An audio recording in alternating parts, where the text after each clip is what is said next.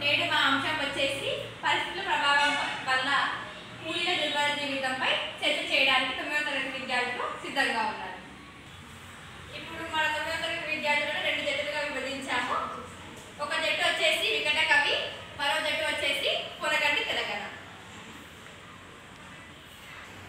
ఇప్పుడు వికట కవి జట్టు వాళ్ళు ఈ అంశానికి సమర్థిస్తూ మాట్లాడతారు, మరియు పొనగంటి తెలంగాణ జట్టు వాళ్ళు ఈ అంశానికి వ్యతిరేకంగా మాట్లాడబోతున్నారు.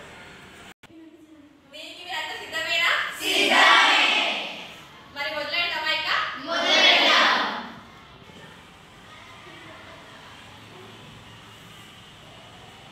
పరిస్థితుల ప్రభావం వల్ల కూలీల యొక్క దుర్భర జీవితం. మానవ జీవితాన్ని అందుకోవడం మనకు ఆ దేవుడు ఇచ్చినటువంటి ఒక వరం. దాన్ని సద్వినియోగం చేసుకోవాల్సిన అవసరం మనకు ఎంతో ఉంది.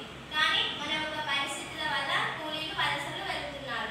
వాళ్ళు వలసలు వెళ్ళడానికి గల కారణాలు వాళ్ళ గ్రామంలో ఉపాధి అవకాశాలు లేకపోవడం, తగిన వసతులు లేకపోవడం, త్రాగునీరు సాగునీరు వసతులు లేకపోవడం, వారి యొక్క పిల్లలకు వారికి విద్యా సంస్థలు లేకపోవడం, పైగా వాళ్ళు ఎంచుకున్నటువంటి రాజులు వారిని సరిగా పరిపాలించకపోవడం వల్ల కూలీల యొక్క జీవితం దుర్భరంగా మారుతుంది.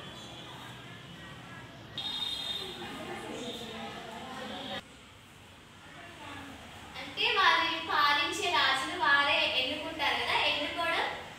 ఎన్నుకునేటప్పుడు ఎవరైతే వారికి అన్ని సరఫరాగా అందిస్తారో వాళ్ళని మాత్రమే ఎన్నుకోకపోవడం వాళ్ళు చేసిన తప్పు.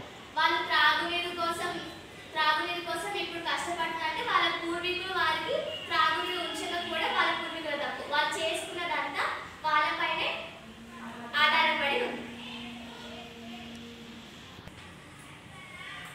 నేటి తరాల్లో గ్రామాల్లో ఉపాధి సరిగ్గా లేకపోవడం వల్ల కూలీలు పట్టణాలకి వలస వెళ్లాల్సి వస్తుంది.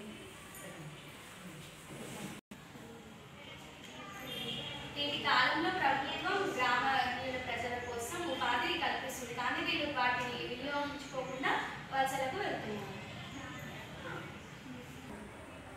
దీనిపై ప్రభుత్వం ఎన్నో పథకాలను ఇస్తుంది, కానీ అవి